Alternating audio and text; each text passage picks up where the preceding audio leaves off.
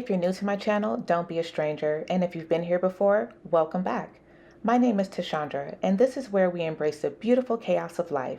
I share everything from my sister-locke's journey and small business adventures to wellness, parenting adult children, and whatever else pops into my head. Let's get into it.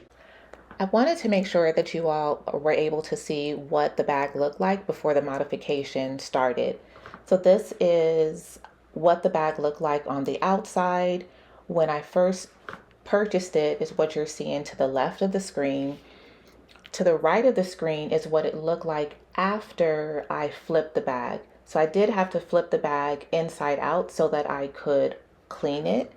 And there are some images that will be inserted of what that looked like. The image in the middle are some stains that were on the outside of the bag, and you'll also be able to see those stains on the pictures of the inside of the bag. All four corners of the bag had an excessive amount of corner wear. All of these are images after the bag was flipped.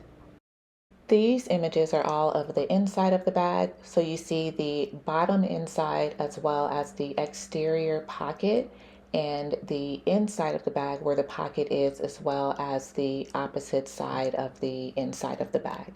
Now we'll get into the actual video. Hey everyone, so I purchased this Portland Leather Goods Honey Triangle bag from someone a few weeks ago off of Facebook Marketplace, and this bag was in really bad condition.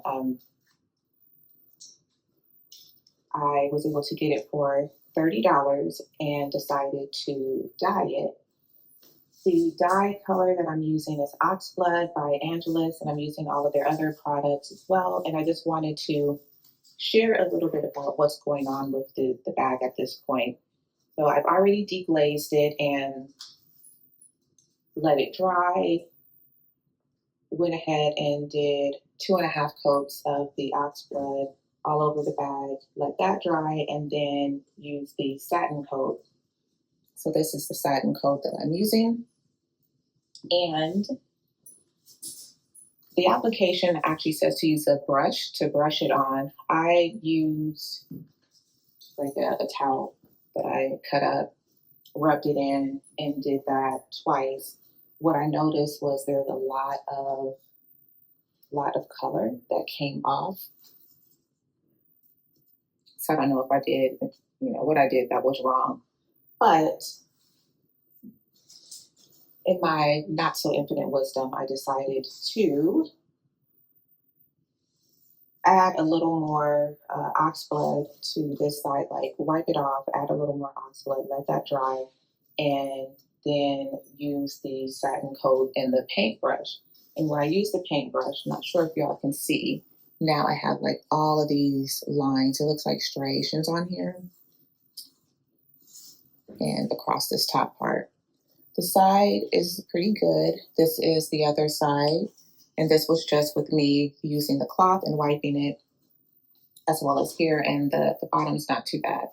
So what I'm going to attempt to do now is deglaze this side again, and then let it dry,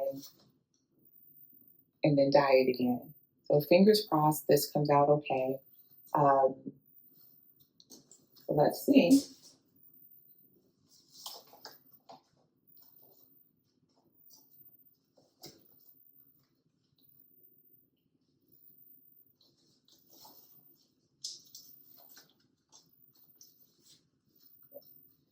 So this is my first time doing a project like this. So this is the Angelus Leather Preparer and Deglazer. And what I did is just pour some on here. And now I'm just gonna wipe it. And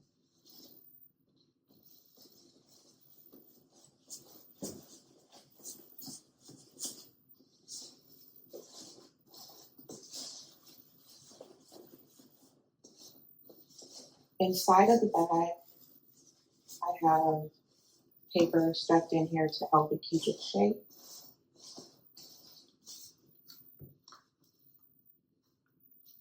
Let's do some more.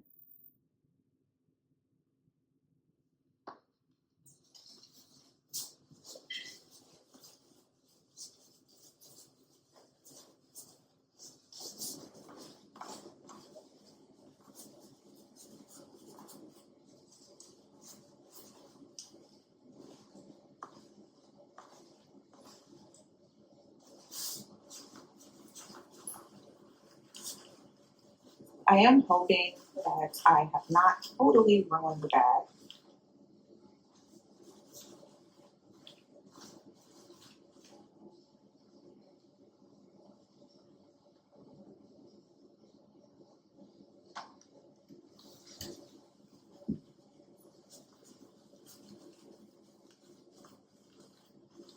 All right.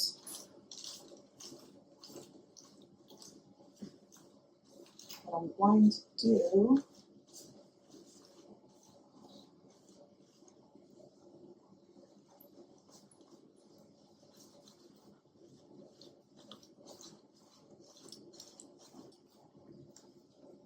is I'm going to let this dry, and I will probably, after it dries, I'll probably deglaze again.